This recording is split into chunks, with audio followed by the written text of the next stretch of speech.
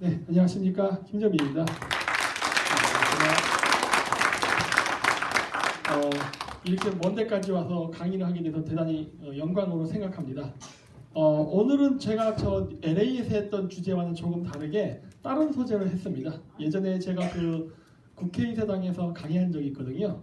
그때 그 내용인데 국제외교가 국내 정치에 미치는 영향이라고 하겠습니다. 왜냐하면은 여러분들은 재미교포시니까 바깥에 계신 분 아닙니까? 그렇기 때문에 여러분들은 대한민국에 있는 한국 사람하고는 다른 관점과 입장에서 한국을 볼 수밖에 없습니다. 그렇기 때문에 여러분들 교포 입장에서 과연 이 문제를 어떻게 한국의 그 모국이죠 문제를 바라봐야 되는가 이런 것 때문에 제가 소재를 바꿔서 했습니다. 다음 슬라이드 보여주십시오.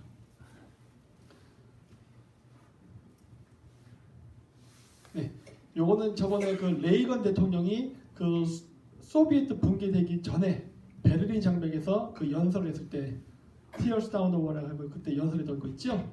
그거에 대한 내용인데 다음 슬라이드요. 우리가 그때 당시에 보던 당시에는 91년도에 소련이 붕괴되면은 이 세상에 평화가 올 거라고 생각을 했습니다. 그게 대체적인 사람들의 일반적인 생각이었어요. 그리고 뭐 고르바초프랑도 굉장히 좋게 그 레이건 대통령이랑 악수도 나누고 이야기도 했었죠.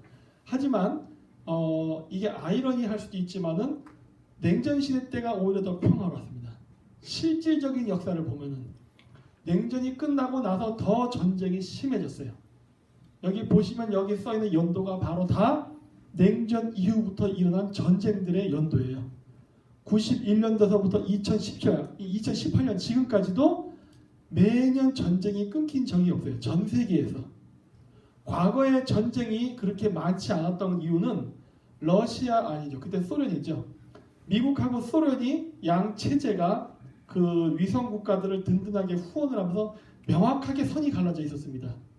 그렇기 때문에 그 명확히 갈라진 양 진영이 서로 체제 대립을 했던 것이고 그 전쟁이 나는 지역은 명확했어요. 바로 경계선 지역이에요. 그 중에 한국도 포함되어 있고 베트남도 포함되어 있고 아프가니스탄도 포함되어 있고 그다음 뭐 헝가리라든가 유고슬라비아도 포함되어 있었죠. 이런 데가 전쟁이 났었죠. 왜? 자유진영이 더 영역을 확장시킬 것이냐 아니면 공산진영이 더 영역을 확장시킬 거냐 하는 일종의 커다랗게 지구를 보면은 그 거다란 그 지구라는 체스판 게임 속에서 이루어지는 어떤 그 전선을 형성한 전쟁의 시대였어요. 그러다 보니까 냉전 시대 때도 전쟁이 없었다고는 할 수 없지만은 상대적으로 적었다는 걸 얘기하는 겁니다. 하지만 냉전이 끝난 이후에는 공식적으로는 적군과 아군은 없어진 거예요. 실질적으로는 존재했지만 하지만 공식적으로는 없어졌기 때문에 미국이라던가 러시아라던가 중국이 서로 신경전은 벌이지만 과거처럼 대놓고 전쟁할 수 있는 그런 분위기는 아니거든요. 현재.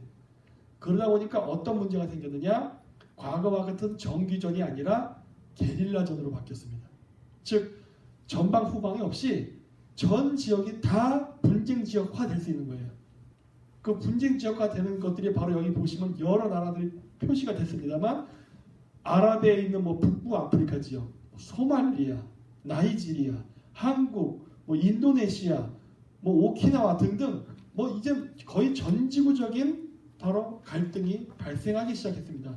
그것은 왜 그러냐면은 뭐 냉전 시대 때도 그랬지만은 지금도 마찬가지로 근본적으로 변하지 않는 것은 무엇이냐? 강대국은 절대로 패권을 양보하지 않습니다. 미국이 소련하고 힘겹게 싸워서 드디어 소련을 붕괴시키고 패자가 됐죠. 패자가 되었는데 그 패자의 권위를 도전하는 나라가 생긴다면은 당연히 분쟁이 생기는 거예요.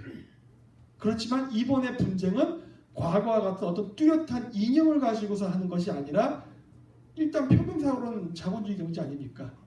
그게 러시아가 됐든 중국이 됐든 뭐 러시아는 일단 공산주의 포기했고 중국은 공산주의 포기 안 한 상태지만 어쨌든 세계 경제는 이제 과거와 같이 너희는 공산주의 우리는 자유주의 이런 거 갖고서 싸우고 하는 시대는 아니거든요. 공식적으로는. 그러다 보니까 게릴라전이 더 심해진 겁니다. 그러니까 베트남식 게릴라전은 아니에요. 여기는 뭐 사이버 전쟁, 정보 전쟁, 뭐 첩보 전쟁 등등이 국경과 민족을 초월해서 전 세계적으로 일어난다는 거예요. 그 과정에서 당연히 물리적 분쟁도 생기는 것이고 이게 바로 그 결과입니다. 다음 페이지요. 그래서 요거는 제가 점을 찍은 것인데 91년도 소련이 붕괴되고 나서 그 2000년대 초반까지 일어났던 모든 분쟁을 저렇게 표시를 하면은 다 동유럽하고 중동 지역에 집중되어 있습니다. 왜 그러면 소련이 붕괴된 이후에 국제 분쟁이 저 지역에 집중적으로 일어났냐? 아까 냉전 이후에 오히려 분쟁은 늘어났다고 했죠? 늘어났는데 그 분쟁 지역을 점을 찍으면 패턴이 보인다는 거예요. 집중적으로 저 지역에서 났어요. 저 미국 대륙에서 나간 저 9.11 테러예요. 그거 외에는 없습니다. 다 동유럽과 중동이에요. 그 이유는 간단합니다. 물론 레이건 대통령하고 고르바초프가 서로 악수를 하고 베를린 양벽을 허문 것까지는 좋아요. 그것까지는 여러분들이 낭만적으로 이 세상을 바라볼 수 있는 지평의 끝입니다. 그 다음서부터는 진짜 정치가 나오는 거예요. 뭡니까? 패권 경쟁이에요. 소련이 과거에 확장했던 동유럽 국가들, 공산권 국가들이죠. 이 공산권 국가들과 중동에서 친소 정권에 이었던 아랍의 국가들을 미국이 빠른 속도로 친미 국가화시킵니다. 그래서 저런 분쟁의 패턴이 보이는 거예요. 그렇죠? 현실은 현실이에요. 베를린 양에서 악수한 건 악수한 거고 현실로 돌아오면 실무해야죠. 그건 뭐예요? 절대 양보할 수 없는 것은 바로 패권이에요. 미국이 기껏 소련을 무너뜨렸고 소련은 지금도 민주주의를 제대로 못하는 나라죠. 근데 저런 나라가 다시 힘을 얻어서 즉 자본주의 국가와 악수를 해가지고 힘을 얻어서 다시 경제 성장이 된다면 세계 질서가 어떻게 될 것 같아요? 개판되죠. 그러니까 이게 여러분들이 이 국제 질서를 바라볼 때 미국이라는 나라를 바라볼 때 너무 편향된 시각으로 보면 안 됩니다. 여기서 제가 이제 편향된 시각이라는 거는 미국을 좌파들처럼 미제국주의자라고 본다던가 아니면 우파들처럼 미국을 한없이 아름다운 나라로 보면 안 된다는 거예요. 현실은 현실입니다. 그런데 세계를 다스리는 질서를 만지는 국가는요. 원하든 원하지 않든 더러운 짓도 해야 되는 거예요. 어쩔 수 없어요. 이게 경찰이 도둑을 잡을 때 신사적으로 도둑을 잡을 수 있나요? 여기 미국 경찰 무섭지 않습니까? 경우에 따라서는 막 두들겨 패기도 하고 별일을 당하더군요. 우리나라는 그 정도까지 나간다 하더라도 하지만 이게 질서를 잡는 차원이라면 어쩔 수 없는 부분이 있는 거예요. 러시아가 소비에트 체제에서 막 독립해서 자본주의는 배웠지만 정치 시스템은 민주주의를 안 바꿨단 말이에요. 이런 나라가 저 거대한 광활한 영토와 인구와 과학기술을 가지고서 자본주의 국가들과 비즈니스에서 돈을 벌어버린다면은 러시아에 줄 서서 돈 벌려는 나라들이 생기겠죠. 마치 지금의 한국이 중국에 빌부터 먹으려는 것처럼. 그런 상황이 벌어진다면 그거 어떻게 할 거냐는 거예요. 미국의 입장에서는. 이런 딜레마가 있다는 거예요. 그러니까 어떻게 되는 거예요? 동유럽 국가들을, 중동 국가들을 미국 편으로 만들어야 국제 효과를 안정화시키고 그리고 서방 유럽 국가들이 러시아의 침략으로부터 더 안전하게 보호를 받으려면은 동유럽의 더 많은 국가들이 친서방화가 돼야만 서유럽 국가들이 안전하게 방패막이로서 안전을 보장받을 수 있죠. 근데 그 미국이 취하는 패권 정치에 있어서 그런 동맹국을 만드는 방식은 과거 중국이라든가 소련하고 조금 다르죠. 물론 정치 제도를 민주주의 제도로 바꾸는 그런 시스템들 감과 동시에 경제 개발을 보장해 주지 않습니까? 그러다 보니까 지금 어떻게 됐습니까? 폴란드가 굉장히 잘 사는 나라가 됐어요. 체코도 꽤 괜찮고 헝가리도 과거에 비해서 나아졌어요. 뭐 그 외 여러 국가들이 점점 됐죠. 사실 가장 큰 수혜를 본 나라는 한국이죠. 네. 왜? 최전방에 있었기 때문에 한국을 키운 겁니다. 이런 것들을 우리나라에서 그 운동권 출신들이 대한민국 경제 발전을 비판할 때 아까 박정희 대통령 조금 얘기 나왔습니다만 그거 박정희 대통령이 한 게 아니라 미국이 냉전 시대에 자신의 이해관계 있기 때문에 한 것이다 라고 분석을 해요. 저 그 말 맞다고 생각해요. 그걸 그렇게 안다면은 좌파들은요 미국을 고마워해야지 적대적으로 하면 안 되는 겁니다. 그런 걸 보면 좀 이상한 거예요. 아니 다 답을 알고 있네 그거예요. 왜 답을 아는데 행동은 곧다구를 하지? 이런 거예요. 그거를 비판하는 경우가 많아요. 이거는 대한민국을 위해서가 아니라 미국의 이익을 위해서 한 거다. 저도 그렇게 생각해요. 자, 근데 제가 거꾸로 물어보시는 거예요. 이 세상에 어떤 나라가 자국의 이익을 희생하고 남의 나라를 키워주냐예요. 그럼 미친 나라가 어딨냐는 거예요. 네? 아니, 미국이 자국의 이익을 위해서 한국 키우는 거는 당연한 거죠. 자국을 위해서예요. 물론 동맹국도 같이 가면 제일 좋은 거예요. 그래서 우리도 같이 컸잖아요. 고마워할 줄 알아야지. 물론 박정희 대통령도 여러 가지 건설하다가 실수한 것도 있죠. 하지만 전체적으로는 다 성공했잖아요. 왜냐? 전 세계에서 유일한 케이스를 만들었으니까. 사실 이제는 유일한 케이스 아닙니다. 왜냐? 카피한 사람들이 많아요. 그래서 이제 유일한 케이스는 아니에요. 이제 유일한 케이스는 아니고 선례죠, 이제는. 그렇기 때문에 굉장히 좋은 선례를 만든 거예요. 그 선례를 가장 충실히 따랐던 나라는 제가 있었던 카자흐스탄이라는 나라. 그 나라가 또 박정희 대통령을 카피했죠. 지금 18,000불 정도 돼요, GDP가. 환율이 좀 기름값이 떨어져서 좀 왔다 갔다 지금 GDP가 흔들리긴 하지만 중앙아시아에서 유일하게 잘 사는 나라고 우리나라랑 무비자 협정국이에요. 미국도 비자 안 받고 간다는 얘기를 들었어요. 어떻게 된지 지금 정확히 지금 모르겠지만은 그 정도로 잘 살게 됩니다. 불과 20년 만에. 네. 그러니까 이런 걸 보면은 물론 공과 과는 있지요. 사람이 어떻게 신도 아닌데. 하지만 전체적으로 평균 점수를 봤을 땐 이거 굉장히 높게 점수를 줘야 돼요. 그리고 그거를 알기 때문에 카피하는 나라가 생겼잖아요. 네?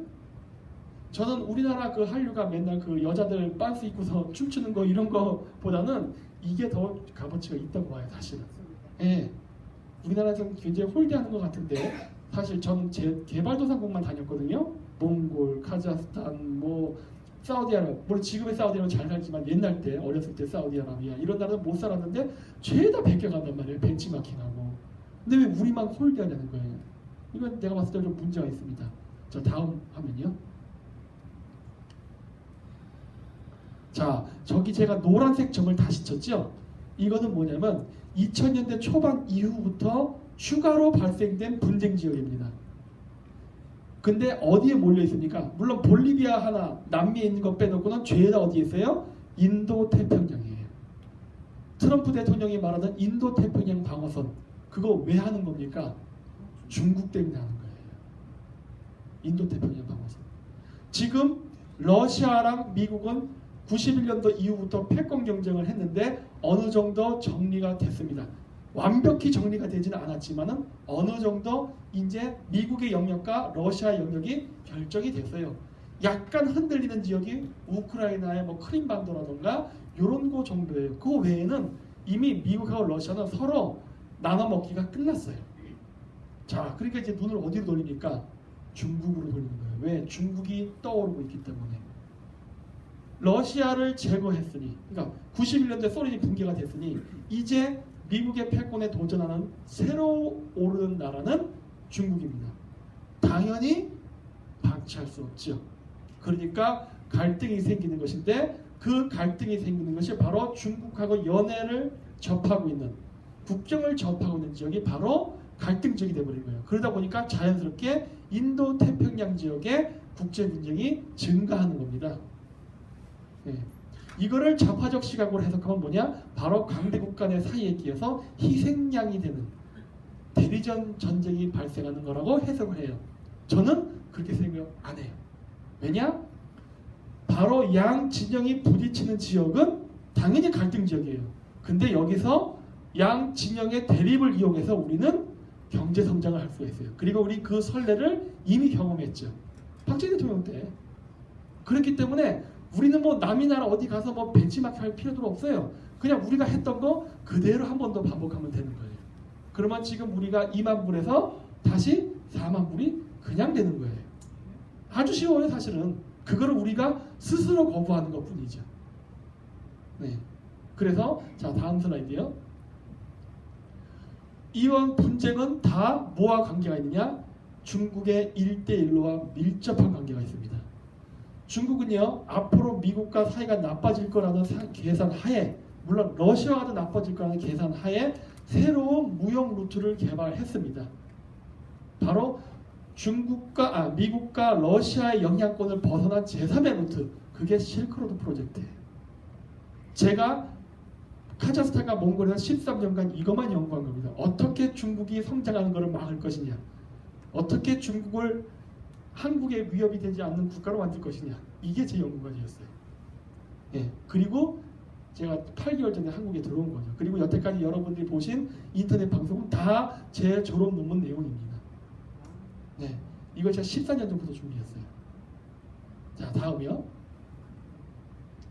자, 이렇게 지금 실크로드를 만드는 것인데 한 번 더 눌러주세요. 그냥 지나가 버리네.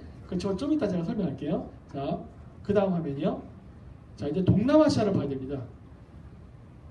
중국이 동남아시아 지역의 화교거들이 경제권을 장악하고 있기 때문에 거기를 정치적으로 영향을 끼치려고 점점 남진하고 있습니다. 동남아시아는 인도양과 태평양을 연결하는 중간 지점이에요. 당연히 전략적으로 중요한 지점이에요. 인도 태평양 방어선을 미국이 구상하고 있는데 이 구상을 지키기 위해서 가장 놓쳐서는 안 될 지역이 바로 이 중간 지점인 동남아시아입니다. 이 동남아시아를 지금 중국이 점점 잠식하면서 내려오려 하죠. 그래서 고속철도도 원래 중국하고 동남아시아 철도 간격이 다른데 그것도 중국이 100% 투자해서 다 자기네 방식으로 바꾸면서 고속철도 사업도 하고, 그 다음에 아세안에 중국이 개입해서 경제적으로 중국의 영향력을 강화시키고 있고, 플러스 온갖 접대와 뇌물, 기타 등등 사업 이권을 미끼로 해서 정치인들을 자기 편으로 끌어가고 있죠. 이게 현재 중국이 하고 있는 일입니다. 여기에 가장 큰 경계심을 하는 나라가 미국하고 일본이에요. 앞으로 미국하고 중국은 친구 될 일 없습니다. 앞으로. 그래서 우리나라 정치인들은 절대 친중을 하면 안 돼요. 여러분들이 친중을 하는 건요, 미국 입장에서 봤을 때 친북 행위와 동일시됩니다. 절대 친북 안 돼요. 친중 안 돼요. 부딪히고 있기 때문에. 그런데 이 동남아시아 국가들을 우리 편으로 만들어야 됩니다. 거기에 미국만 하란 법은 없어요. 우리도 동남아시아에 굉장히 영향력을 끼칠 수 있습니다. 제가 저기 미얀마, 베트남 군사무기 체계 원산지라고 제가 써놨죠. 저 왜 써놨냐면요, 지금 동남아시아에서 중국을 견제할 수 있는 가장 강력한 나라는 베트남하고 미얀마입니다. 이 두 나라만 장악해도 동남아시아의 이 헤게모니 질서는 우리에게 유리하게 끌어갈 수 있어요. 우리나라가 저 두 나라를 잡아야 되는데 안 잡고 있어요. 근데 큰 문제라고 해요. 일본은 20년 전부터 움직였어요. 미국은 당연히 그 이전부터 움직였고, 우리는 아무 생각이 없어요. 그러나 우리가 늦었다고 생각할 필요는 없습니다. 왜? 우리는요, 굉장히 지정학적으로 유리한 조건을 가졌기 때문에 늦게 출발해도 사실은 따라잡을 수가 있어요. 왜 그러느냐? 여러분, 지금 북한 문제 이런 것 때문에 지금 미국이 항공모함을 막 3대, 4대씩 보내고 있죠. 지금 세계 신기록을 세우고 있어요. 그럼에도 불구하고 일본이 계속 이런 문제 때문에 미국과 일본이 힘을 합쳐서 중국을 견제하자, 북한을 견제하자. 그러니 나를 보통 국가로 만들어다오. 그러니까 군사 무기를 이제 정식 군대를 만들 수 있게 해달라고 하고 요청을 해도 미국은 뭐라고 합니까? 노 코멘트예요. 그러니까 무기를 예전보다는 늘려줬습니다. 그건 사실이에요. 좀 더 군사력을 강화시킨 것은 사실이지만 그렇다고 해서 보통 국가는 안 만들어줍니다. 그거 왜 안 만들까 하는 거예요. 그 이유는요, 일본은 섬나라입니다. 섬나라가 보통 국가화가 되면은 육해 공군 중에 뭘 먼저 키우겠어요? 당연히 해군이에요. 진출을 해야 되니까. 근데 미국이 동북아시아 지역에 영향력을 끼치려면은 육해 공군 중에 뭘 키워야 됩니까? 해군이 부딪혀버려요, 여기서. 어? 뭐 일본이 지금은 미국의 친구지만은 어떻게 미래를 또 우리가 장담할 수 있겠어요? 혹시나 빠질 수도 있잖아요. 그리고 일본은 선례가 있었잖아요, 또. 그래서 당장 중국을 견제하고 북한을 견제하는데 일본의 도움이 필요한 것은 맞아요. 하지만 일본을 필요 이상으로는 안 키우려고 합니다. 왜? 부딪히고 일본 열도가 길게 막고 있잖아요. 이 길게 막은 일본이 만약에 미국하고 적이 되는 순간 미국은 동북아시아로 갈 수 있는 루트가 다 막히는 거예요. 그래서 어렵습니다. 하지만 한국은 어떨까 하는 거예요. 한국은 지금 당장 북한이라는 적이 있고 나중에 남북 통일이 된다면 러시아하고 중국하고 국경을 맞대는 나라가 되는 거예요. 지금 우리가 북한을 적으로 해서 60만의 육군이 있고 그 외에 해군과 공군이 있죠. 우리나라 육해 공군 중에 가장 비율이 높은 군인은 육군입니다. 왜? 직접 땅을 북한과 맞대고 있기 때문에 싸울 때 육군을 더 많이 필요로 해요. 지상전을 해야 되니까. 근데 우리가 북한을 제거하고 남북 통일을 하고 나면요, 이건 북한하고는 잽다 되는 더 강력한 중국과 러시아와 국경을 맞댑니다. 그러면 우리 육해 공군 중에 누구를 키워야 될까요? 육군이에요. 영토를 접하고 있기 때문에. 자, 그러면 어떻게 됩니까? 미국이 동북아시아에서 패권에 영향을 끼칠 때는 반드시 해군이 필요하고, 우리는 어때요? 남북 통일이 되고 나서 군대를 강화시켜야 돼요. 더 강한 적을 상대로 싸워야 되니까. 근데 우리는 육해 공군 중에 육군을 키워야 됩니다. 그럼 어때요? 미국하고 우리가 부딪힙니까? 안 부딪혀요. 서로 상호 공조가 가능한 나라는 동북아시아에서 한국밖에 없어요. 그러니까 우리 굉장히 유리한 조건을 가지고 있는 거예요. 이 유리한 조건을 왜 제가 강조하느냐? 저는 자주국방과 비즈니스를 동시에 해야 된다 생각하기 때문에. 항상 저는 일을 할 때 일석일조, 그러니까 1 더하기 1은 2가 나오는 일은 안 합니다. 저는 1 더하기 1은 4가 나와야 일을 해요. 전 철저한 자본주의적 방식이에요. 왜? 1 더하기 1은 2가 나오는군요. 사회주의 방식이에요. 그건 당연한 거 아니에요. 당연한 거 왜 해요? 안 하지. 그 이상을 해야죠. 그게 자본주의예요. 제가 이 얘기를 왜 하느냐? 자, 이런 국제적 정세와 상황이라는 게 있다고 했죠. 우리는 남북 통일을 대비하고 혹은 지금 북한을 때려잡기 위해서 더 군사력을 강화해야 됩니다. 더 좋은 무기, 북한이 핵 개발하니까 뭐 미사일 방어 시스템이 됐던 뭐가 됐던 뭔가 더 좋은 무기, 이거 다 돈이에요. 그 돈을 어디서 구할 겁니까? 국민 세금 올리나요? 그러면 안 된다예요, 저는. 물론 올리는 거는 방법이 일순 있으나 그거는 맨 마지막에 선택하는 방법이에요. 제일 좋은 방식은 세금 안 올리고 해결하는 방법이에요. 그러면은 보통 사회주의자 계열 애들은 예산을 줄이려고 하겠죠. 다른 데 줄여서 이쪽으로 몰아주자. 저는 그것도 안 된다예요. 저는 그것도 반대입니다. 안 돼. 돈은 복지가 됐던 교육이 됐던 다 그 예산 쓰는 대로 다 쓰고 그리고 국방비를 올려야 돼요. 물론 말은 쉽지요. 그렇죠? 이게 제일 좋은 방법이니까. 그러면 그거 어떻게 라는 말이 나오는 거예요. 어떻게 그러면 쓸 돈 다 쓴 다음에 국방비를 더 늘릴 수 있어요. 그건 예산을 어디서 딴 데서 구해와야겠죠? 그게 바로 동남아시아라는 거예요. 한 번 더 눌러주실래요? 자, 저 노란색을 칠한 거는 동남아시아에 있는 국가들의 무기가 어디로부터 들어왔냐, 원산지 국가를 표기하는 겁니다. 죄다 노란색이죠? 육해 공군 무기들 다, 전투함서부터 소총까지 비행기까지 다. 저 노란색을 칠한 부분은요, 바로 러시아와 중국제를 말하는 겁니다. 그건 어쩔 수 없어요. 과거적인 공산주의 국가였기 때문에 당연히 러시아랑 중국제를 썼죠. 근데 지금 저쪽 국가들은 민주화가 됐죠. 물론 베트남은 아직 아닙니다만, 하지만 베트남은 반중 국가죠. 인도 태평양 방어선은 러시아 때문에 만드는 방어선이 아니에요. 인도 태평양 방어선은 중국 때문에 미국이 구상하는 방어 전략입니다. 자, 근데 동남아시아 국가들이 중국제 무기를 쓴다면 중국이랑 싸움이 되겠어요? 중국이 쳐들어오는데 중국한테 무기를 수입해서 중국이랑 싸운다? 이건 말 같지도 않은 소리죠. 그러면은 동남아시아 국가가 물론 경제적으로 중국으로부터 의존도를 탈피하는 것도 해야 되지만 제일 먼저 해야 될 건 자주국방이에요.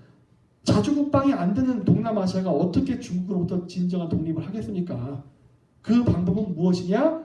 무기체계부터 자주국방이 가능해야 되는 거예요. 그거 해줄 수 있는 나라가 우리밖에 없어요. 왜 그러느냐?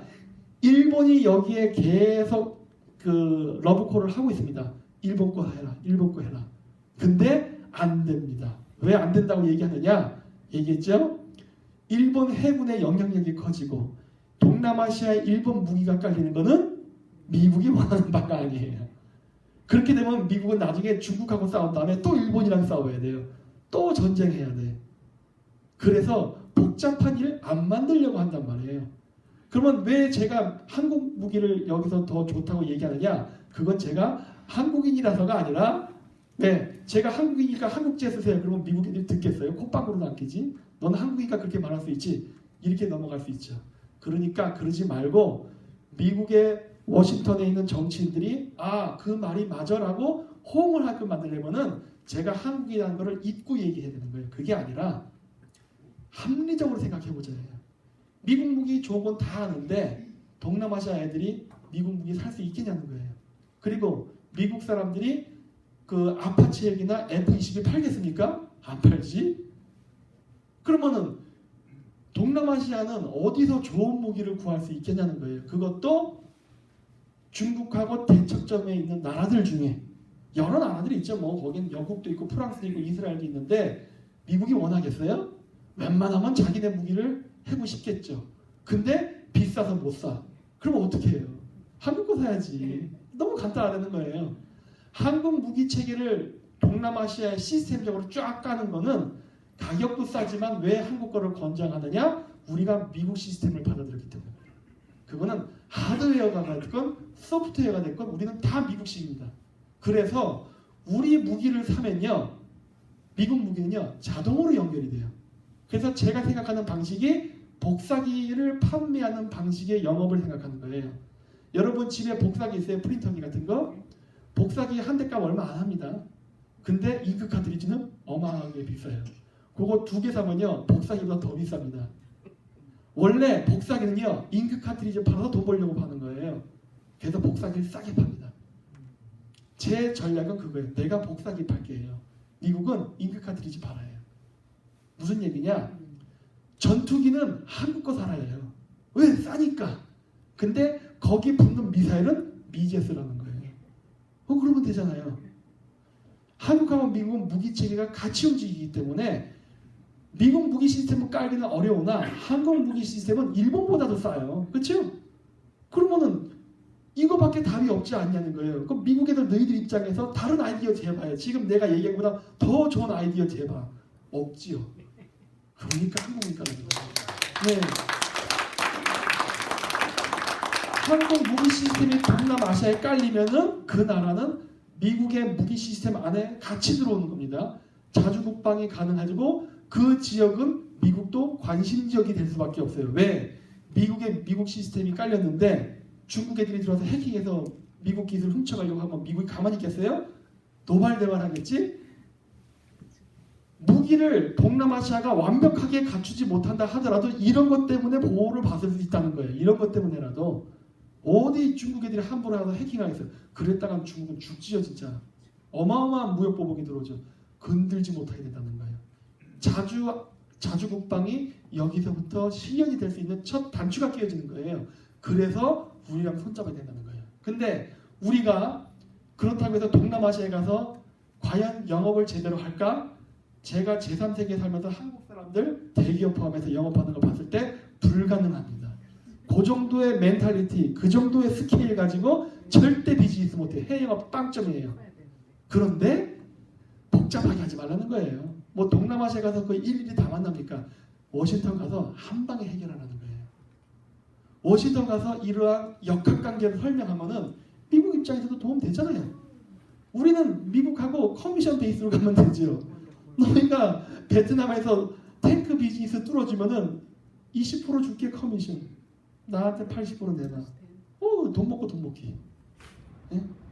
자, 그렇게 해서 우리가 무기를 많이 팔아먹게 되면 어떻게 됩니까? 자금이 넉넉해지면요 기술 개발이 가능해져요. 그리고 아까 얘기했죠? 국방비 안 올리고 팔아먹고 그 잉여 이익분을 가지고 무기 개발하고 군사력 강화하는 거예요. 됐죠? 답 나오잖아요. 네. 제가 얘기했잖아요. 절대 세금 안 줄이겠다예요. 올리지도 않겠다. 근데 어떻게 국방비를 늘리느냐? 이렇게 늘리자, 이렇게 늘리자. 이거 됩니다. 여러 번 얘기했어요. 저 이거 가끔씩 이게 만날 때도 미국 애들한테 이런 얘기를 많이 해요. 한국 거 써라고, 한국 거. 근데 이거를 저 같은 일개 개인이 아니라 사실은 한국의 정치인들이 얘기해야 돼요. 그래야 좀 더 공신력이 실립니다. 어쨌든 이게 제가 생각하는 방법 중에 한 가지 아이디어입니다. 오늘은 제가 정책만 얘기할 거예요. 또 다음 페이지요.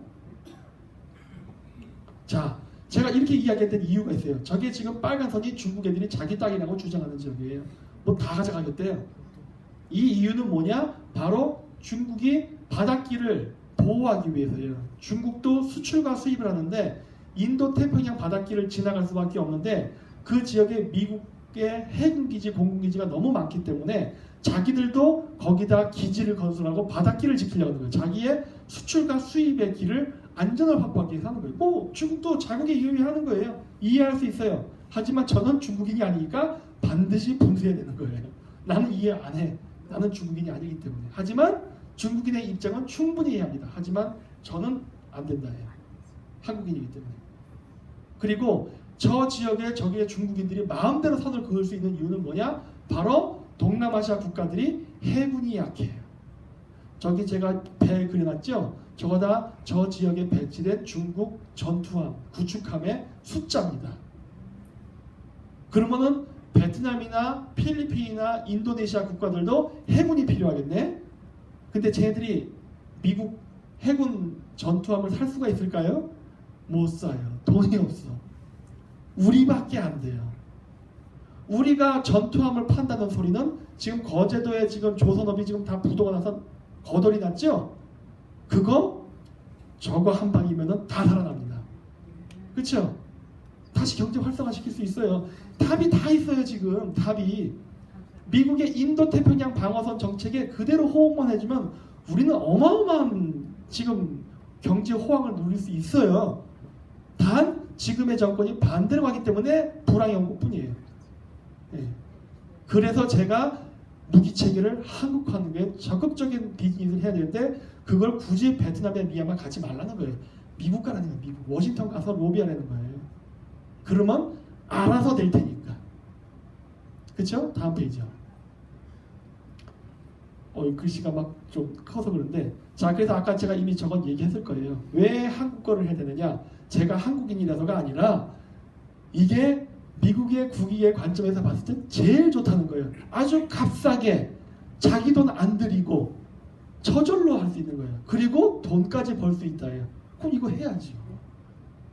그렇죠? 그래서 좋다는 겁니다. 다음이요. 자, 이제 우리의 미래 전략 다음이요. 자, 지금 이제 미국이 보호무역해. 이건 제가 정말 안타까워요. 이거 제가 1년 전부터 떠들었어요. 문재인 대통령 됐을 때부터 이렇게 하면은 우리가 경제 성장하고 돈 벌 수 있다. 역시나 역으로 갔죠. 그러니까 실패한 건데 한 번 더 눌러주세요. 이게 뭐냐면 이미 미국은 옛날 때부터 철강 알루미늄에 대해서 관세를 매기고 제재할 거라는 게 신호가 있었어요. 이게 1년 전 기사예요.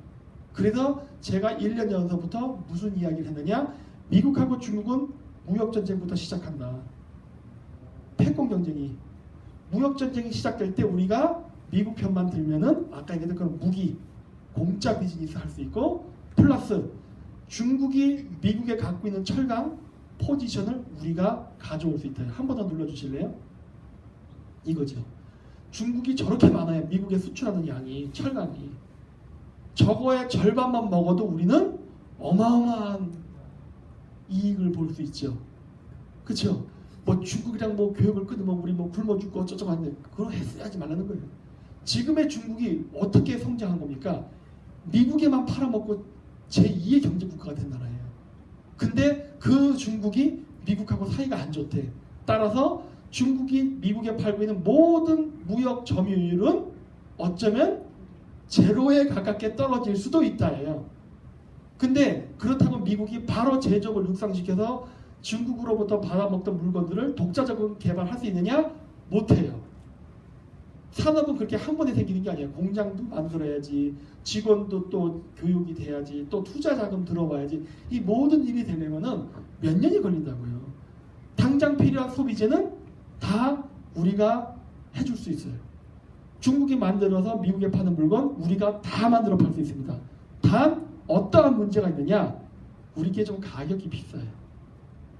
예를 들어서 이걸로 얘기해서 지금 콜라 좋아하니까 이거 메이드 인 차이나 콜라가 있고 메이드 인 코리아 콜라가 있다 쳐요. 이걸 우리가 미국에 팔아먹는데 중국 애들은 이거를 50원에 팔아먹고 우리는 100원에 팔아먹어요. 이러면 미국 사람들이 어떤 제품 살까요? 중국제 사겠죠. 이거를 한국 제품을 사게끔 만들려면 어떻게 하면 되냐는 거예요.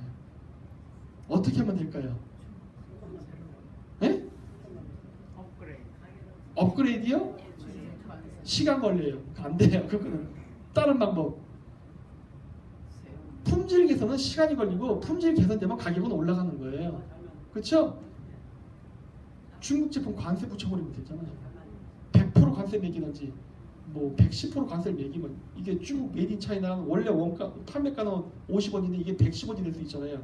우리 거 100원인데 그럼 어떻게 돼요? 자연스럽게 우리 제품이 더 싸지는 거예요. 그리고 우리가 더 많이 팔아먹게 됐죠. 단 미국이 왜 한국을 위해서 그 짓을 해야 돼? 이러한 문제점이 생기죠. 왜 미국이 한국을 위해서? 단순히 미국과 중국 간의 무역 경쟁 때문에 한국을 그냥 키워준다? 과거에는 그랬지만 지금은 그렇게 안 되죠. 그러면 마찬가지로 여기서도 마사지가 들어가죠. 제가 좋아하는 말 항상 마사지거든요. 미국을 설득해야 돼요. 왜 이래야만 되는가? 다음 페이지 한번 눌러주실래요? 한 번 더요. 그게 방위비 분담금 때문이에요. 우리나라가 지금 주한미군의 방위비가 2조 원 정도 같은 되는데 우리가 약 1조 원을 대주고 있어요. 절반을 대고 있어요. 나머지 1조만 대주면은 우리는 주한미군의 주둔비를 100% 부담하는 수 있는 상황이 됩니다. 1조는요 얼마 안 돼요. 무상급식할 때 얼마 못 든다고 할 때도 몇 조가 얘기 나오죠. 우리는요 이제 경제 규모가 커졌어요. 사실 1조 원 더 주는 건 일도 아니에요. 지금 우리나라 경제 규모에서는 아주 쉬운 돈이에요. 근데 제가 아까도 얘기했듯이 저는 그렇다고 절대로 우리 예산을 줄여서 저쪽으로 몰아서 준다던가 세금 올려서 주는 짓은 절대 안 합니다. 무조건 더 밖에서 돈을 벌어서 충당한다가 제 원칙이에요. 철저한 자본주의 사고방식이에요. 자, 그럼 어떻게 해야 돼요? 아까 얘기했잖아요. 중국 철강 안 사고 우리 거 사주면 우리 잉여의 이익이 더 발생한 거죠? 어마어마한 포션이지 않습니까? 그 돈 가지고 대줄게. 그러면 그 돈 가지고. 왜? 미국이 갑자기 급작스럽게 철강 생산량을 늘릴 수는 없어요. 왜? 생산 라인에 생산 속도가 있기 때문에. 내가 그거 대줄게. 그러면 어떻게 돼요? 미국 입장에서는 1조 원을 우리가 대주면은 미국은 그러니까 1조 원을 경비 전략하게 될까요? 안 할까요? 아닙니다. 14조를 경비 절감할 수 있어요. 왠지 아세요? 저기 조그맣게 써놨지만 저기에 보면은 한국, 일본, 독일이 있거든요.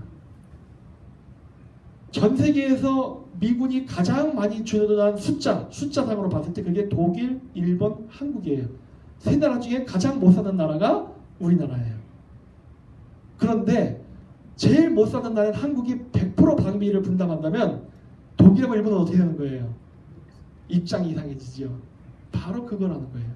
우리가 수익이 잉여가 생기면 그건 너에게 일부 환원하겠다. 절대 공짜로 안 먹겠다예요. 네. 그러니까 너는 일본과 독일을 쫙 그러면은 그 이상의 잉여 수익이 발생하잖아요. 14조 그렇죠? 비즈니스 해야죠. 비즈니스. 철강 산업으로 돈 벌어서 그냥 일방적으로 먹지 않겠다예요. 다음 이렇게 하고 내가 거기에 쇼를 해줄 테니까 너는 나를 이용해. 그래서 독일과 일본을 설득시켜서 100% 내게 만들어버리라는 거예요. 그럼 미국은 그 이상의 추가 이익 생겼지 않나요? 철강 팔아가지고 이게 판 수익금 그만큼 너희들 먹게 해줬잖아요. 그러면 된 거 아니야? 이거거든요. 그렇죠? 과연 이걸 미국이 거절할까? 거절하기 어려울 것 같은데 제가 봤을 때는. 근데 이것도 우리나라 정치인이 제안해 줘야 되는 거예요. 정치인이. 아니 뭐 어쨌든 간에 정치인의 신분이어야 되는 겁니다. 저 같은 민간인 신분으로는 안 돼요. 하지만 아이디어는 제시할 수 있어요. 이렇게 받아서 하세요예요. 받아서 하세요. 지금 조건 안 하고 있죠. 그러니까 바꾸려고 하는 거예요. 저는. 네, 다음 슬라이드요. 자, 뭡니까 이게? 이게 이번에 문재인 대통령이 미국 왔을 때 5년 동안 40조 풀겠다고 했던 공약이에요. 하지 말라 해요. 왜 이렇게 돈 낭비해? 그거예요. 40조 원을 푼다는 소리는 저 40조만큼 우리는 다른 쪽에 돈이 안 가는 거죠? 그런 짓을 왜 해요? 제가 했죠. 저는 절대 우리가 먹는 것 떼서 주는 짓은 안 하겠다 해요. 추가로 발생시켜야지 수익을. 1조만 투자를 해요. 40조 투자하지 말라는 거예요.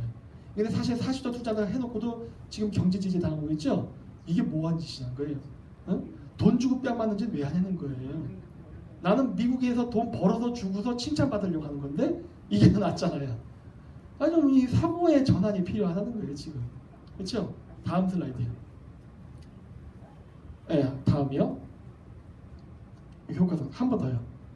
그리고 제가 지금 추가를 하는 건 뭐냐면 역사 교과서 작업입니다. 아까 자유일보랑 똑같은 얘기예요. 저는 지금 당장 남북 통일만을 바라보지는 않습니다. 먼 미래에 일어날 수 있는 변수를 생각하고 있어요. 그 변수는 중국의 문제겠죠. 과연 중국이 저렇게 큰 땅이 앞으로도 유지될 수 있느냐? 저는 모른답니다. 중국이 분할이 될 가능성도 있어요. 네, 저는 그 시기를 염두에 두고 있어요. 먼 미래지만 포석을 생각하고 있어요. 우리는 앞으로 실크로드를 진출해야만 합니다. 남북 통일이 돼야만 실크로드가 열릴 수 있어요. 남북 통일이 안 되면 실크로드 안 열립니다. 따라서 저는 무슨 수를 써서라도 북한을 멸망시키고 남북 통일을 시키려고 하는 거예요. 절대 고려 연방제에 생각도 안 합니다. 왜냐? 역사상 통일은 한쪽이 한쪽을 압도해서 일어나는 게 역사적인 어떻게 보면 순리예요. 그게 전쟁도 나고 사람도 죽는 거죠. 그게 패턴입니다. 늘 그래왔어요. 여러분 생각해보세요. 동독과 서독이 통일했는데 깃발이 어떻게 됐나요? 통일 독일 지도가 됐나요? 그냥 서독 깃발이 그냥 국기가 돼버렸죠. 여러분 남한하고 북한이 통일되면 한반도가 국기가 될 거라 생각하세요? 그냥 태극기로 붙이는 거예요. 인공기 사라지는 겁니다. 그게 역사의 순리예요. 네. 이거를 지금 엉뚱한 짓을 하려고 하는 거예요. 택도 없다는 거예요. 그래서 안 되게끔 해야 되는 거예요. 그러려면 어떻게 돼요? 우리는 지금 미국하고 같이 파트너가 되면 남북 통일도 할 수 있고 아까 했던 이런 여러 가지 비즈니스도 할 수 있는 거예요. 결국 미국하고 친구가 안 된다면 이거 다 도루묵이에요. 그래서 친비가 필요한 겁니다. 현실적인 외교와 정치적 관점에서. 또 하나 뭐예요? 미국하고 친미를 하려면 미국이 좋아하는 말, 미국이 원하는 일을 해야 돼요. 그게 뭐예요? 반중이잖아요. 그래서 제가 반중 친미를 안 하면 안 된다고 자꾸 얘기하는 이유는 여기에 있는 거예요. 여기에 당연히 반북도 같이 들어가는 거죠. 북핵 개발에 대한 견제가 있기 때문에. 그래서 이거를 할 수 없으면은 문재인 정권이 대타가 나온들 무슨 의미가 있겠냐는 거예요. 우리 미국과 같이 갈 수가 없게 돼요. 그리고 이러한 제가 얘기했던 비즈니스 못하게 됩니다. 왜? 우리가 반중 친미가 아니라 친중 친미인 상태에서는 우리가 미국의 기술을 가져오면은 그 기술이 중국으로 유출될 우려가 있기 때문에 절대 미국이 한국이랑 비즈니스 안 해요. 무기 교류 안 합니다. 그래서 안 된다는 거예요. 이거를 염두에 두십시오. 그래야만 됩니다. 다음번 지도자는 무조건 반중 친미해야 돼요. 당연히 반북은 너무 당연해서 내가 얘기를 안 해버리는 거예요. 너무 당연한 거기 때문에. 그래서 남북 통일이 돼야만 대륙과 연결이 되고 중국에 어떤 정변이 나서 어떤 문제가 생겼을 때 우리는 비로소 한반도, 만주, 몽골, 카자흐스탄을 통해서 연결되는 지금 중국이 얘기하는 중국 땅을 지나가는 중국 일방의 1대1로나 아니면 러시아가 주장하는 러시아 땅을 일방적으로 지나가는 시베리아 철도가 아닌 그 중간에 있는 국가, 러시아와 중국 중간에 있는 국가들을 통해서 가는 제3의 길이 열린다. 그 실크로드가 우리에게 가장 필요한 실크로드예요. 왜? 그래야 우리는 러시아나 중국의 눈치를 보지 않고 새로운 대륙의 돈을 얻을 수 있기 때문이에요. 그래서 그 작업을 하기 위해서 미국하고의 그 친미적인 외교는 필수이고 플러스 뭐냐? 역사 작업입니다. 그리고 저는 고대사에 굉장히 관심을 많이 가져요. 왜? 제가 고대사를 보는 관점은 지금 우리나라에서 강단사학자들은 고대사를 안 보니까 넌 외로 칠게요. 어차피 연구 안 하니까. 제야사학자들이 많이 하는데 제가 바라보는 고대사의 관점은 제야사학자들의 관점하고 달라요. 왜? 저는 현재와 미래를 위해서 고대사를 연구하기 때문에. 우리나라에서 제야사학자들이 고대사를 바라보는 관점은 다 우리 거랍니다. 다 우리 거. 다 한국 거. 저는 그게 아니라 내 거라는 개념이 아니라 말 그대로 우리 거예요. 여기에는 한국도 포함되고 몽골도 포함되고 카자흐스탄도 포함되고 위구르인도 포함되고 다 포함된다 해요. 왜? 우리는 과거에 실크로드를 공유했지 독점하지 않았다 해요. 그리고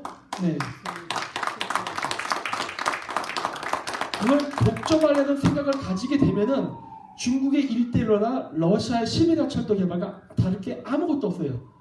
그러면 쟤네들이 왜 우리랑 협조를 해야 됩니까? 협조할 이유가 없어요.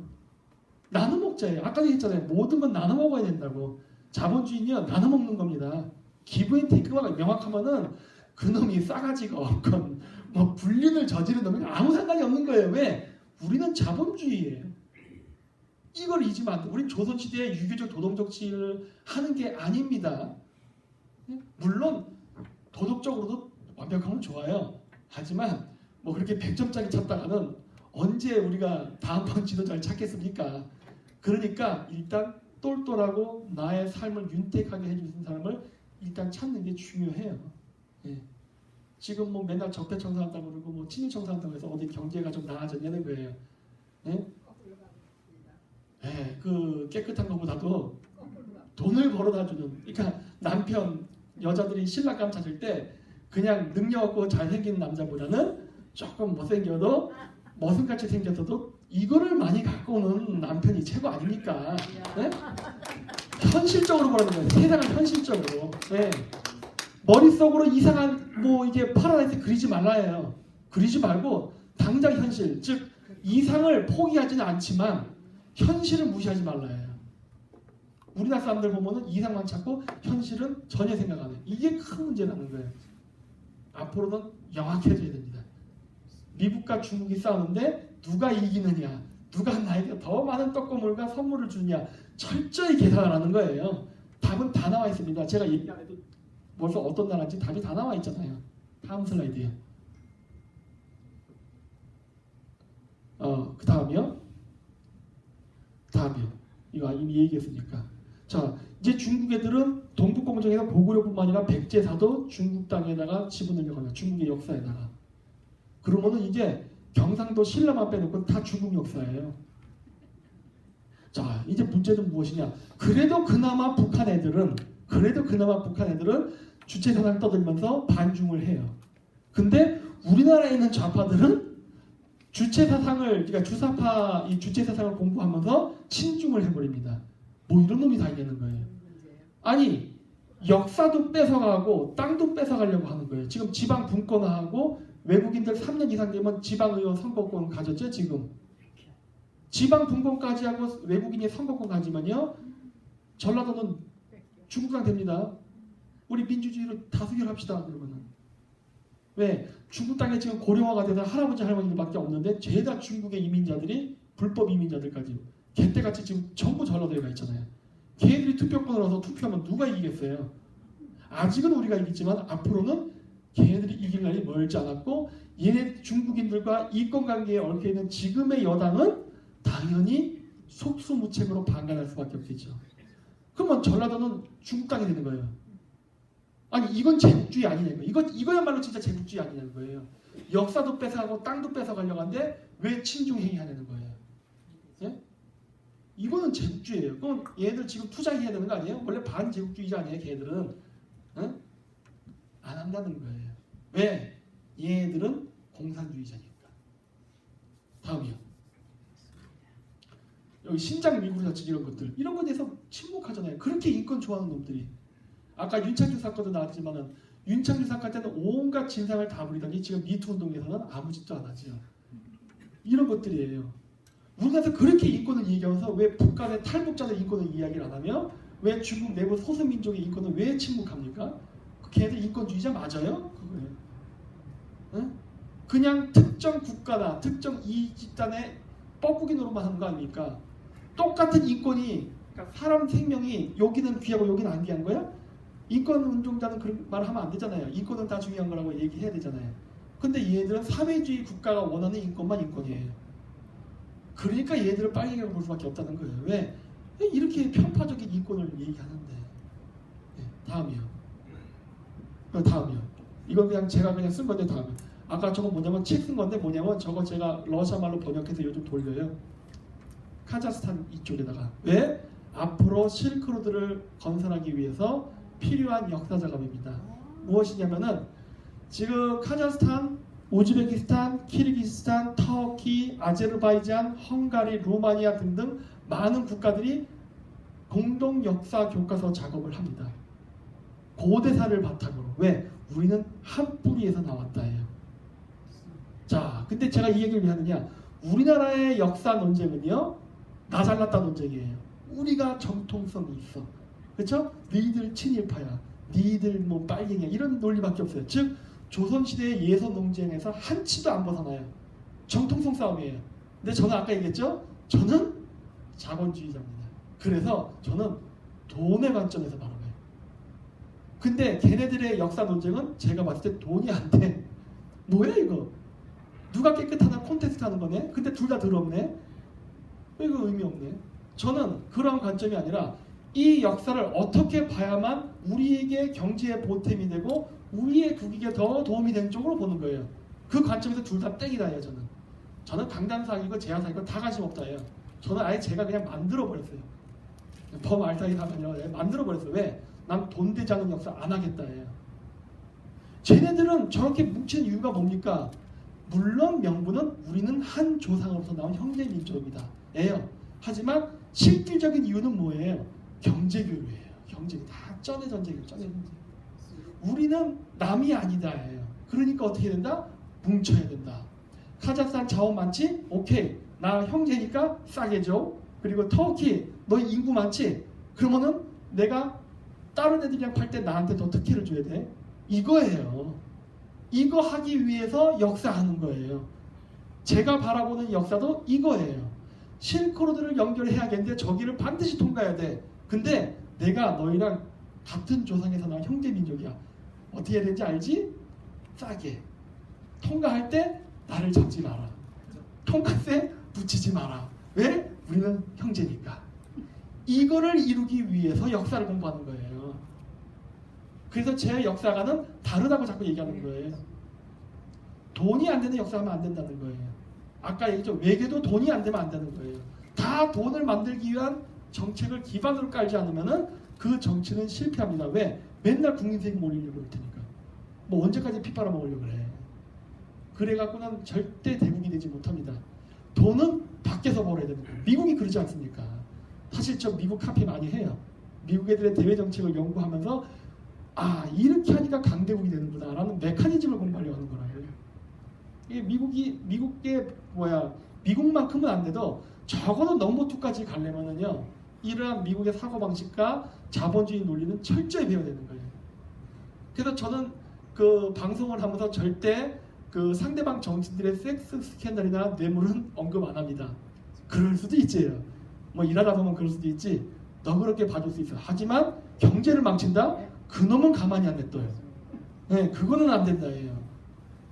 돈만 잘 벌어 알아요. 그러면 비리도 못 들은 척 해줄 수 있지만 돈도 못 버는 것이 섹스 스캔들까지 한다? 그놈은 가만히 안 냅둔다 해요. 이게 돈도 못 버는 게 네? 그건 안 된다 해요. 왜? 아까 얘기했지 현실은 완벽한 성인이 다스리는 게 아니라 인간이다 보니까 실수가 있을 수 있단 말이에요. 그러니까 100점짜리 지도자는 전 기대도 안 한다 해요. 50점이면 충분하다 해요. 그 50점은 뭐예요? 경제는 살려놓고 보라 해요. 거기서 도덕을 잘하면 뭐 70점, 청년개발가면 80점 뭐 이렇게 될 수 있지만 일단 밑바닥에 까는 거는 경제부터다 해요. 밑바닥을 청년개발을 까지는 않겠다 해요. 들어도 좋아. 대신에 밑거래에서 주문 따오라 해요. 그게 우리가 먹고 살 수 있는 이 기반을 이루니까 저는 정치는요 깨끗한 거 바라지 않습니다. 정치는요 손에 피를 묻혀야 되고 더러운 진흙을 묻혀야 돼요. 왜?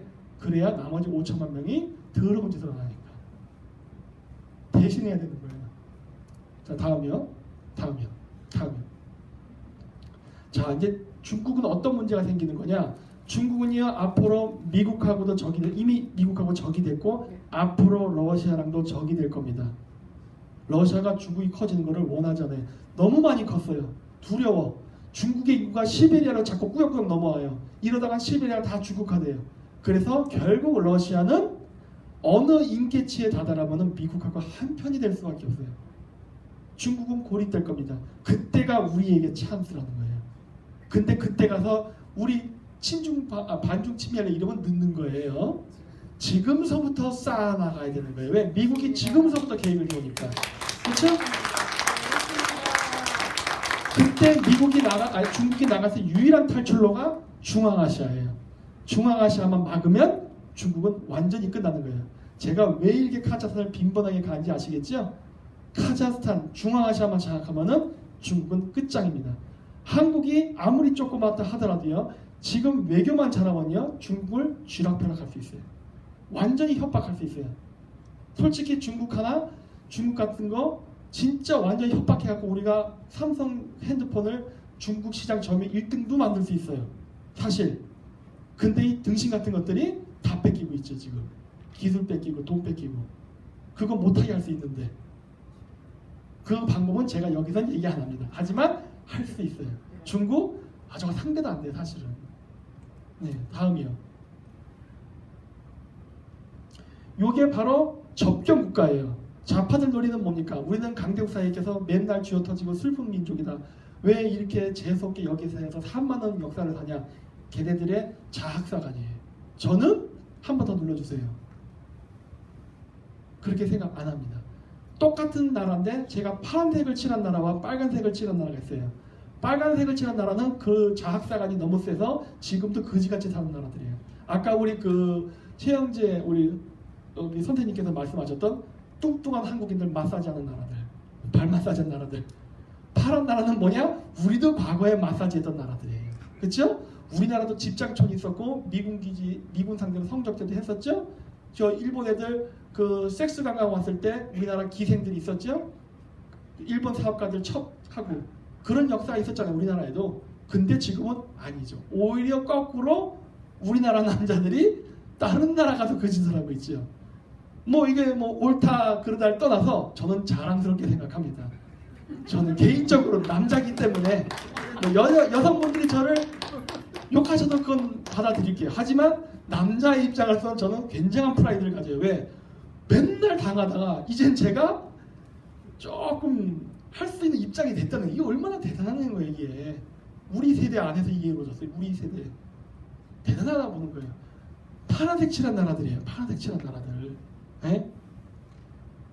강대국 사이에 낀 거는요, 저주가 아니라 기회입니다. 결국 모든 건 우리의 마음에 달렸어요. 우리가 그걸 어떻게 해석하냐에 따라서 저주가 될 수도 있고 기회가 될 수도 있는데 우린 그걸 기회로 살렸어요. 왜?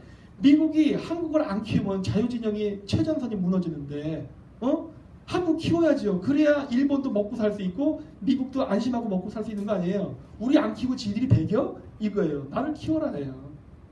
그 똥배짝이 없었으면 우리 못 살았어요. 네. 왜? 중화학공업은요, 초창기 개발할 때 일방적으로 돈이 들어가는 것이지 어떤 이익이 발생하지 않습니다. 여러분 중화학공업에서 염화칼슘 만들고 염산 만들고 여러분 그거 사서 드실 겁니까? 아니죠. 그거 만들어서 뭐 해서 먹을 거예요. 그거는 기간 산업이에요. 자동차를 만들기도, 핸드폰을 만들기도, 컴퓨터를 만들기 위한 기간 산업이에요. 염화나트륨, 칼슘, 염산, 황화나트륨 이런 거 만들어봐야 아무 소용없다고요. 5천만 명이 살 수 있는 물건이 아니에요. 근데 그 과정을 거치지 않으면 그 다음 산업이 안 돼요. 그러려면 일방적으로 돈을 마구마구 쏟아 부어야 되는데 우리가 돈이 어디 있었어요? 그거를 우리가 배짱 장사한 거죠. 나를 죽여봐. 응? 미국도 불만이 많지만 할 수 없이 돈을 대줄 수밖에 없었어요. 왜? 한국이 망하면 큰일 나니까. 일본도 돈 대줬어요. 왜? 안 그러면 일본이 골치 아프니까. 우리는 그 돈을 가지고 안정적으로 중화학공업을 만든 거고 그걸 기반으로 자동차, 핸드폰, 컴퓨터를 만든 거예요. 그 다음 2단계가 간 거예요. 아르헨티나, 멕시코가 거기서 꼬꾸라졌잖아요. 왜? 지속적인 투자 자금이 안 들어왔기 때문에. 우리는 받았어요. 왜? 배째라고 나갔거든. 그게 유튜브에 보면 민정문제연구소 프레이저 보고서에 나오는 박정희의 전술이에요. 당연히 미국의 CIA는 박정희를 바보라고 했죠. 바보 맞죠? 왜? 설마 저런 짓을 할 수 있을까 했죠. 근데 해버렸죠. 근데 미국은 죽일 수가 없었던 거예요. 왜? 망하면 안 되기 때문에. 바로 이런 지정학적 조건을 이용하면은 우리는 어마어마한 돈을 벌 수 있습니다. 그리고 한국 사람들 중에 일부 사람들 그런 얘기해요. 남북 통일하면은 통일 비용 때문에 우리나라 망해서 통일을 반대한다. 무슨 그런 순진한 사고방식을 하냐는 거예요. 응? 정치는요, 배짱이 있어야 돼요. 자, 남북 통일을 하게 되면은 우리의 적은 북한이 아니라 중국과 러시아입니다. 우리는 지금의 국방력보다 더 강한 국방력을 가져야 되죠. 근데 한국이 중국과 러시아의 침략을 막기 위해서 국방력 강화하다가 통일 비용이 너무 들어서 망하는 거를 미국이 그냥 좌시할까요? 살려줘야 돼요, 한국을. 그럼 우리 어떻게 돼요? 배째라 전술로 가면 됩니다. 배째라. 빚도 탕감해달라고 땡써도 돼요. 야, 빚 50% 없애버려. 이자율 낮춰. 장기로 바꿔. 해도 미국은 해줄 수밖에 없어요. 왜? 지도 펴놓고 설명해주면 돼요. 봤냐? 네가 동북아시아 패권을 잡는데 우리를 버려? 네가 어떻게? 이게 더 값싼 거야. 왜? 미군 주둔하면 어마어마한 주둔비 들여야지, 돈 들여야지. 맨날 미군 죽으면 또 뭐 여러 선거전, 대통령 선거 나오고 하는데 얼마나 머리 아파. 우리가 땜빵할 테니까 너희들은 돈만 내놔. 이러면 돼요. 이게 이승만이랑 박정희 전술 아닙니까? 이거 하면 된다니까요. 그리고 미국이 일방적으로 돈을 퍼주면 안 되죠. 왜? 미국도 자국의 이익을 생각해야 되니까. 그러니까 어떻게? 우리가 파는 자동차, 핸드폰 시장을 미국에서 비율을 높여라 해요. 야, 지금 보니까 일본 자동차 점유율이 60%, 한국 현대차 자동차 점유율이 20%밖에 안 되네. 이걸 40%까지 끌어올릴 수 있게 해줘. 그 잉여 수익으로 내가 통일 비용 분담할게. 이렇게 나가야죠. 그렇죠? 절대 미국한테도 부담을 주지 않겠다는 거예요.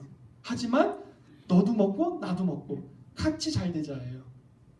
물론 그 게임에서는 피해보는 누군가가 있지만 그거는 나하고는 상관이 없다. 왜? 나는 한국 사람이잖아요.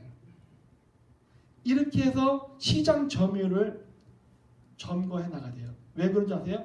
제조업을 발달시켜야 북한 애들을 써먹을 수가 있습니다. 북한 애들 써먹을 데가 없어요. 뭐 알아야 써먹지. 제조업이 일어나야 그래도 생산해서 조립이라도 시켜서 고용 창출이 된다고요. 그래야 북한 애들도 소외를 받지 않고 남북 통일이 돼서 순순히 우리 말을 듣고 통일에 순응하면서 통일 대한민국의 국민이 될 수 있는 길이 열린다고요. 그래서 우리는 금융보다는 제조업을 장악해야 되기 때문에 이 전술로 나가야 되는 거예요. 그렇죠? 빚도 없애버릴 수 있잖아요. 50%확 잘라버려도 돼요. 그냥 이제 안 내도 돼요. 그냥 모른 척하고 전화하면 끊어버리고 해도 된다니까.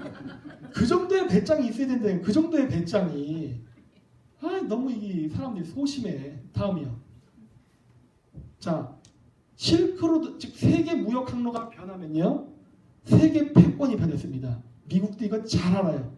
미국이 지금 세계 패권을 장악한 거는 대서양과 태평양을 마주하는 중간에 있기 때문에 그래요. 어마어마한 혜택이죠. 지금 모든 세계 무역은 바다를 통해 이루어지는데 인도양만 제외하고, 인도양과 태평양 연결됐잖아요. 그러니까 대서양과 태평양을 장악하면은 모든 세계 무역은 미국이 장악한 거예요. 근데 여기에서 미국의 영역이 아닌 제3의 루트, 즉 실크로드라는 육상 루트가 뚫리고 있는 거예요. 미국 입장에서 어떻게 했어요? 당연히 지금으로서 막고 싶겠지요. 하지만 남북 통일이 되고 중국에서 어떤 이상한 사건이 발생한다면 어쩌면 미국이 실크로드 통제할 수 있는 날이 올 수 있지 않을까 하는 거예요. 다음 화면이요. 다음이요. 그래서 우리가 준비해야 될 건요, 바로 인도 태평양 지역에서 미국과 중국이 분쟁이 발생해서 만약에 전쟁까지 나는 최악의 수단을 생각했을 때 우리는 어떻게 살아남을까 생각해야 돼요. 저렇게 되면요, 우리는 두바이로부터 석유 수입 못합니다. 수출길도 막혀요. 전쟁이 났기 때문에. 그럼 우리 어떻게 먹고 사냐는 거예요. 남의 나라 전쟁 우리가 막을 수는 없잖아요. 방법은 있죠. 해외 법인을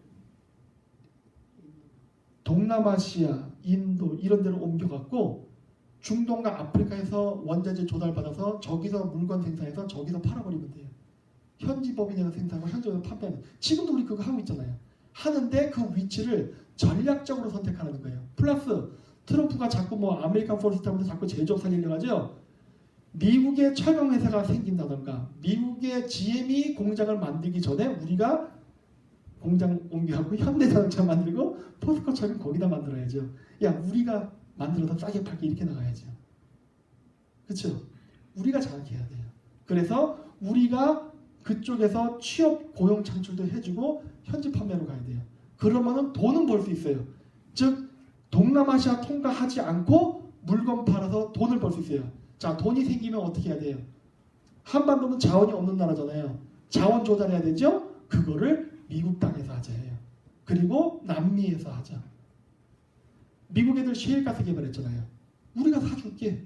왜? 두바이에서 올 수가 없으니까. 전쟁 나면은.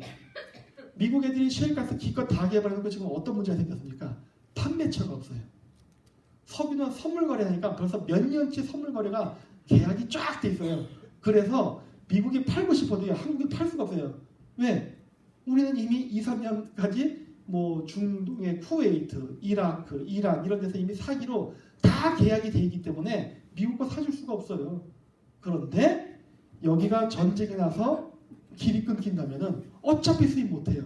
그러면 어떻게 돼요? 그때는 미국 거 살 수 있잖아요. 제가 이 얘기 왜 하는 줄 아십니까? 지금 전쟁이 날 수가 있어요. 재수 없으면. 지금 재수 없으면. 지금 남북 관계가 더러워서 아주 사이가 안 좋아지고 자꾸 문재인 이상한 짓을 해서 전쟁의 기운이 한반도로 오는데, 저는 이기적이라고 했잖아요. 전쟁의 기운을 동남아시아로 돌리고 싶어요. 야, 동남아시아 막히면 너희들 셰일가스 팔 수 있는 기회가 열린다. 어쩐데? 한반도에서 전쟁 나는 게 좋아? 남중국해에서 전쟁 나는 게 좋아? 그렇죠? 돈의 문제지. 남중국해에서 전쟁 나면은요, 민간인 안 죽어요. 군인만 죽지. 바닷가잖아요. 바닷가에서 미국 해군하고 중국 해군이 싸우면 누가 이길까요? 뭐 답은 보나 마나죠? 어차피 미군 안 죽어요. 제2의 아편 전쟁이 나면은 이 전쟁 해전 한번 진 걸로 중국은 와야 됩니다. 그렇죠? 그러면 한반도 불반다 안 일으키고도 미국 애들 석유 사줘서 미국 애들 기분 좋게 해주고, 그렇죠? 제조업도 미국에다 해서 얘네들 고용 창출도 해주고, 미국이 그렇게 인도 태평양 방어선 지킬 수 있게 해주고, 물론 곁다리로 우리도 인도네시아에다 한국제 무기 팔아먹고 미국 애들 미사일 팔아먹고 윈윈 관계가 형성되잖아요. 이런 게 안 보이냐는 거예요. 단 이 모든 걸 이루려면은 뭘 해야 된다? 친미. 제가 이야기하는 친미가 좌파들이 얘기하는 무슨 미 제국지 그런 거 아니라는 거예요. 국익을 우선한다는 거예요. 좌파들도 국익을 우선으로 하겠죠? 설마 국익을 제쳐놓고 자익 활동하는 거 아니겠죠? 그러면 좌파 사람들도 지금 제가 얘기하는 거에 반기를 들면 안 되겠죠? 왜? 돈 벌자고 하는 거 아니에요? 지금 돈 벌자고. 여러분들이 그렇게 그 데모하고 어디 뭐 가서 자동차 불 지르고 경찰차 불 태우고 쇠파이프 살리면 다 돈 들잖아요. 제가 그 자금을 미국이랑 거래해서 마련해 주겠다는데 설마 반대하진 않겠죠. 그렇죠? 네. 그 사람들도 데모하면서 개수천 가지도 있고 맥도날드 햄버거도 먹어야 되고 코카콜라도 마셔야 되잖아요. 그거 돈을 마련해 주겠다는데 뭐가 그렇게 불만이 많냐는 거예요. 배부른 소리 하지 말라는 거예요. 현실 정치는 냉엄하고 아주 잔인한 겁니다. 그러니까 저도 이 전쟁의 기운을 되도록이면 한반도에서 안 했으면 좋겠다는 거예요. 처음에는 좀 저쪽에서 나서 얘기를 좀 꺾어서 중국이 흐물흐물해졌을 때 그때쯤에 나야지 우리도 열대 맞을 거 한 방 맞고 끝난다는 거예요. 그리고 중국도 남북 통일에다가 방해를 못하게 되죠. 힘 빠지게. 그렇죠? 다음이요. 시간 관계상 빨리 지나갈게요. 자, 요거는 이제 제가 좌파 사람들 보라고 하는 표입니다. 이 세상에는요, 늘 제국주의가 존재해왔습니다. 과거에도 존재했고, 지금도 존재하고, 앞으로도 존재할 거예요. 저는요, 미국 제국주의 국가라고 생각합니다. 미국 패권주의 국가라고 생각해요. 그래서 저는 그래도 뭐해요? 왜? 한 번도 이 역사에서 없어져 본 적이 없고 늘 존재했는데, 다만 제가 미국을 더 좋게 보는 이유는 딱 하나예요. 우리에게 먹을 걸 주잖아요. 과거의 제국주의는 약탈 국가였어요. 몽골 제국 어땠어요? 대영 제국 어땠냐는 거예요. 맨날 수탈해 갔잖아요. 우리 미국한테 뺏긴 거 있어요? 물론 좌파들은 얘기해요. 미 제국주의의 수탈에 맞서서. 그래서 내가 맨날 댓글을 해 그런 거잖아요. 너 지금 수탈이라고 얘기했냐? 그렇다면 우리가 1950년 이후에 수탈을 당했다면 우리나라는 경제가 1950년보다 지금이 더 나빠야 돼요. 뺏겼으니까. 근데 어떻게 1950년도랑 2018년도 경제를 비교하면 어떻게 우리가 이렇게 성장했냐는 거예요. 이건 수탈이 아니잖아요. 오히려 먹었네. 그리고 지금 미국이 한국으로부터 겪는 무역 적자 어떻게 설명할래요? 미국은 지금 우리한테 적자 보고 있는데, 수탈이라면은 우리가 미국하고 무역해서 우리가 적자를 봐야 이게 수탈이에요. 근데 미국이 적자를 보고 있잖아요. 어느 부분에서 우리가 수탈을 당하지 당신은 구체적인 예를 대시오. 그러면 그때부터 나를 친일파로 욕하기 시작합니다. 얘들의 전형적인 답글. 아, 얘가 말이 막혔구나 드디어. 그거예요. 웃기는 소리 하지 말아요. 웃기는 소리 하지 말아요. 우리는 미국한테 별로 뺏겨본 게 물론 뺏긴 것도 있을 수 있지만 큰 그림으로 보라는 거예요. 우리는 얻은 게 더 많아요.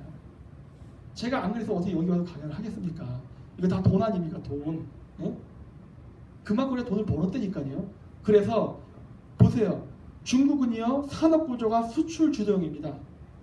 왜냐면 중국이 우리 거 베껴서 그래요. 그것도 박정희 모델이에요 또. 그러니까 어떻게 돼요? 중국이 잘 나가면 잘 나갈수록 우리랑 산업이 부딪히기 때문에 경쟁국가가 돼요. 그 말 맞죠? 이미 경쟁국가 되고 있죠? 미국은 어때요? 산업구조가 군산복합체 군수산업하고 금융업이 미국의 주 수입원이에요. 따라서 우리는 미국하고 경제를 교류할 때 안 부딪힙니다. 우리 제조업 기반이에요. 그렇죠? 미국 애들이 자본 투자해서 우리 제조업 만들면 되고 미국이 군수산업에 제조업이 있지만 우리는 미국 군수산업에 하청관계에 있거든요. 그러니까 제가 복사기 팔아먹고 얘들 카트리지 된다고 했잖아요. 우리가 인도네시아에 T-50 연습기 이런 거 팔고 미국 애들이 무기 갖다 붙여주면 돼요. 그래서 미국의 군수산업과 우리의 제조업은요 공생관계가 되지 대립관계가 안 된단 말이에요. 그러면 우리가 지금 수출을 할 때 그 친구가 돼야 될 나라는 누구냐는 거예요. 미국이네. 답이 다 나와 있잖아요. 근데 왜 자꾸 뻘짓하냐는 거예요. 이념? 저 그런 거 몰라요. 자본주의는 돈을 벌기 위한 것이고 돈을 벌어야 내가 원하는 이념을 펼칠 수 있는 겁니다. 사실 까놓고 얘기해서 냉전시대 때 소련이 멸망한 원인이 이념 논쟁에서 져서 망한 겁니까? 돈 때문에 망한 거지? 그거예요. 그렇기 때문에 우리가 북한을 이기고 중국을 제압하고 더 나은 국가가 되기 위해서는요 당연히 정신무장 필요합니다. 하지만 정신무장이 안 된 대다수의 80%의 일반 사람들을 이끌고 가기 위해서는요 강력한 경제발전이 바탕이 돼줘야 돼요. 그러지 않으면은요 그 아무 생각이 없는 80%의 대중이 정신무장을 할 수 있는 그 기회조차 제공받지 못한다는 거예요. 그래서 저는 경제성장을 굉장히 우선시합니다. 사실 그게 오늘날 우리나라가 이만큼 성장하게 된 근본적인 그 결과물이기도 했고요. 따라서 여기 교민분들께서도 이 우리나라를 그 살릴 수 있는 여러 방법을 이 말씀하실 때 뭔가 구체적인 대안을 가지고서 뭐 나 모르겠습니다. 여기 계시면서 뭐 미국 정치인을 만날 기회가 있을지 없을지 아니면 뭐 트위터가 됐던 페이스북이 됐던 날릴 때 그냥 뭐 우리 한국을 구해주세요 이런 말 하지 말라는 거예요. 그거 안 돼요. 미국은 절대로 남의 나라를 구해주는 천사의 나라는 아닙니다. 하지만 이해관계가 맞는다면은 천사가 될 수 있어요. 그렇죠? 모든 이권관계, 즉 이권관계를 기반으로 설득해야 되는 거예요. 그래야만 진짜 동맹국이 될 수 있고 그리고 파트너 국가가 되는 거예요. 구해주세요에서 구해주면 우리는 노예국가가 됩니다. 우리는 동맹국가가 돼야 돼요. 그러기 위해서는 철저하게 기부의 태클을 명확히 나눠갖고 나는 너랑 사업하는 것이지 너의 종속국가 아니야. 이걸 보여줘야 되는 거예요. 그랬을 때 비로소 우리가 자주주의 국가가 되는 거죠. 네, 마치도록 하겠습니다.